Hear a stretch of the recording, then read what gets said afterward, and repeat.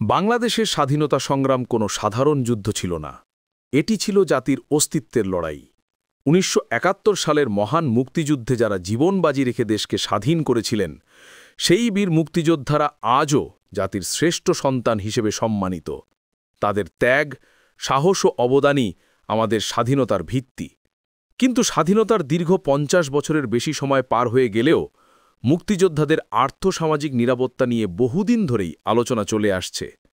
তাই ২০২৬ সালে মুক্তিযোদ্ধাদের ভাতা বৃদ্ধি নিয়ে সরকার যে নতুন সিদ্ধান্ত গ্রহণের দিকে এগোচ্ছে, তা অনেকেই সময়োপযোগী ও প্রয়োজনীয় উদ্যোগ হিসেবে দেখছেন।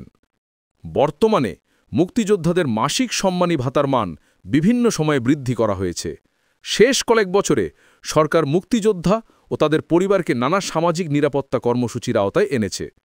তবে বর্তমান অর্থনৈতিক বাস্তবতা, পণ্যের মূল্যবৃদ্ধি, চিকিৎসা ব্যয় বৃদ্ধি এবং বয়সজনিত সমস্যার কথা বিবেচনায় অনেকেই মনে করেন ভাতা আরও বাড়ানো অত্যন্ত জরুরি। ২০২৬ সালের বাজেটে সরকার যে প্রস্তাবনা বিবেচনা করছে, তার মধ্যে অন্যতম হল মুক্তিযোদ্ধাদের মাসিক ভাতা এমন পরিমাণে বৃদ্ধি করা যাতে তারা সম্মানজনক জীবনযাপন করতে পারেন। প্রস্তাবিত আলোচনায় বলা হয়েছে, মুক্তিযোদ্ধাদের মাসিক ভাতা ধাপে ধাপে ৩০,০০০ থেকে ৪০,০০০ টাকা পর্যন্ত উন্নীত করা হতে পারে। পাশাপাশি গুরুতর অসুস্থ বা বিশেষ চাহিদাসম্পন্ন মুক্তিযোদ্ধাদের জন্য বিশেষ স্বাস্থ্য সহায়তা তহবিল গঠন করার কথাও উঠে এসেছে। এখানে আরও একটি গুরুত্বপূর্ণ বিষয় হল মুক্তিযোদ্ধাদের পরিবার, বিশেষ করে শহীদ ও মৃত মুক্তিযোদ্ধা স্ত্রী বা সন্তানদের জন্য সুবিধা আরও সুসংগঠিত করা। কারণ বহু ক্ষেত্রে দেখা যায় মুক্তিযোদ্ধা মারা যাওয়ার পর তার পরিবার আর্থিকভাবে বিপাকে পড়ে। তাই নতুন নীতিমালায় পরিবারের জন্য জীবনকালীন ও পরবর্তী নিরাপত্তা নিশ্চিত করা হবে বলে আশা করা হচ্ছে। মুক্তিযোদ্ধাদের ভাতা বৃদ্ধি শুধু অর্থনৈতিক সহায়তা নয়, it is recognition and respect.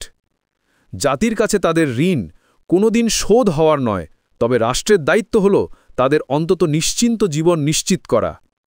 ভাতা সামান্য বাড়ালেই হবে না, প্রয়োজন স্বাস্থ্যসেবা, বাসস্থান, চিকিৎসা, সামাজিক মর্যাদা এবং স্থানীয় পর্যায়ে বিশেষ সহায়তা।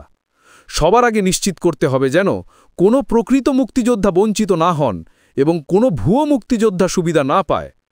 ২০২৬ সালে ভাতা বৃদ্ধির সিদ্ধান্ত বাস্তবায়িত হলে মুক্তিযোদ্ধারা অর্থনৈতিক স্বস্তি পাবেন, চিকিৎসা ও জীবনযাপনের সুবিধা বাড়বে, জাতি তাদের প্রতি সম্মানের প্রকাশ আরও পোক্ত করবে, তরুণ প্রজন্ম স্বাধীনতার ইতিহাস সম্পর্কে আরও গর্ব অনুভব করবে।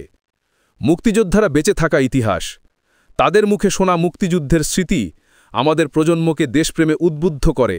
তাই তাদের প্রতি সম্মান ও দায়িত্ব শুধু সরকারের নয়, পুরো জাতির। রাষ্ট্রের কৃতজ্ঞতা শুধু কথায় নয়, কর্মেও প্রকাশ হওয়া উচিত। এই ভাতা বৃদ্ধি সেই কৃতজ্ঞতার বাস্তব রূপ।